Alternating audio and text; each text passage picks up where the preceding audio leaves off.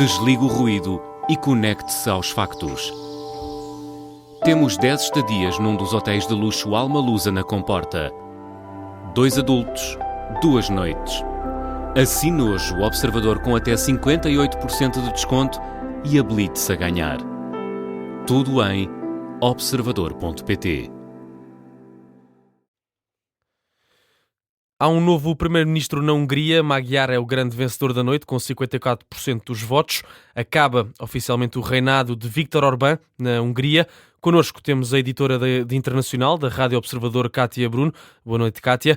Esta derrota de Orbán é uma vitória para a Europa. O que é que podemos esperar daqui para a frente? É certamente o resultado que a Europa preferia, isso sem dúvida.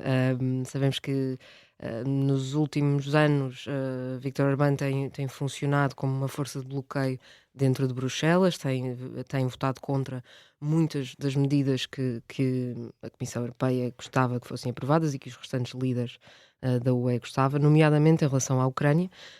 Orbán tem votado contra a aprovação do pacote de ajuda a Kiev, por exemplo, e nesse sentido é claro que, e vimos pelas reações de hoje, desta noite, dos líderes europeus, Ursula von der Leyen, por exemplo, foi das primeiras a reagir com muito entusiasmo às notícias da vitória de Magyar e, portanto, parece-me sem dúvida que é um alívio, sobretudo, para Bruxelas. Agora, Peter Magyar ainda é um desconhecido.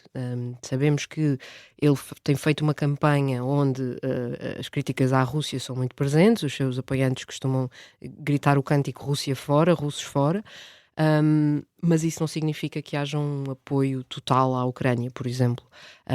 Magyar é um político conservador, de centro-direita, que parece muito mais europeísta do que Orbán era nos últimos tempos, não o Orbán dos primeiros tempos, esse era bastante mais europeísta, mas sabe-se pouco mais para além disso, ou seja, esse europeísmo ainda não é muito concretizado. Ele próprio disse durante a campanha que, eu sou pró-Europa, mas isso não quer dizer que vá concordar com tudo o que a Comissão quer. Também vimos na noite eleitoral, no discurso de vitória, Magyar a ter declarações aparentemente muito para a Europa. Ele disse, por exemplo, que o país ia passar a integrar a Procuradoria Europeia e, portanto, isso também nos levanta a questão se ele sempre foi mais europeísta e durante a campanha não o quis assumir porque achou que a questão da Ucrânia não seria uma questão muito popular junto ao eleitorado húngaro, ou se na verdade essa é a sua posição e agora quis apenas fazer bonito no discurso, digamos, para agradar a Bruxelas. Também perguntar sobre o escândalo que houve, o escândalo diplomático, o ministro húngaro que foi acusado de transmitir informações confidenciais à União Europeia, da Rússia, sim, exato, da União Europeia à Rússia. Isso teve algum efeito nestas eleições? Acha que pode ter tido algum certo defeito na mente dos húngaros, por exemplo? Eu acho que a questão da relação dos húngaros com a Rússia e a Ucrânia é complexa. Nós, por um lado, vemos que há uma grande fatia da população que não quer, que não é muito favorável ao apoio à Ucrânia, e isso foi uma dos grandes temas de campanha de Orbán há 4 anos e voltou a ser agora, mas também não creio que haja um especial afeto pela Rússia, não é? A história mostra-nos que a Hungria sofreu muito durante o período da União Soviética, os húngaros morreram, não só na Revolução de 56, mas nos anos a seguir houve momentos de tensão e de violência, e portanto essa memória também existe. Ou seja, apesar da questão da Ucrânia não ser a favorita, digamos, dos húngaros, o que também tem a ver com rivalidades antigas de dois países que fazem fronteira um com o outro, isso não significa um apreço enorme pela Rússia, e portanto eu acho que Orbán pode ter calculado mal e ter-se aproximado demasiado de Vladimir Putin.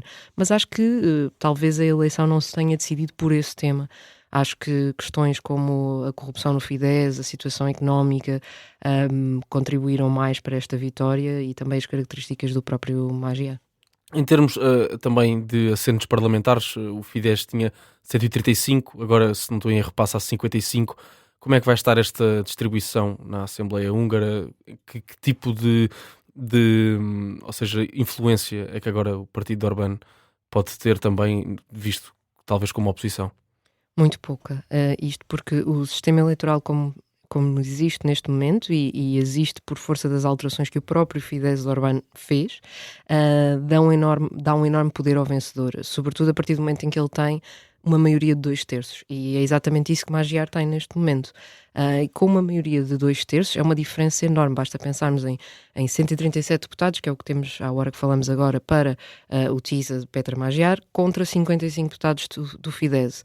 E para além do Fidesz, o que temos são 6 deputados do novo partido de extrema-direita que surgiu, mesmo que se aliou ao Fidesz, continuam a ser números muito inferiores aos do partido do governo. E, portanto, acho que vai ser uma influência extremamente limitada. E não sabemos ainda. Orbán disse que iria ficar como líder do Fidesz, mas não sabemos se vai ser o líder de uma oposição a Magyar ou se vai acabar por desistir desse papel, porque a sua influência será limitada. Editora internacional de Rádio Observador, Cátia Bruno, com a análise a estas eleições na Hungria, nesta derrota de Viktor Orbán e à vitória de Péter Magyar como primeiro-ministro da Hungria.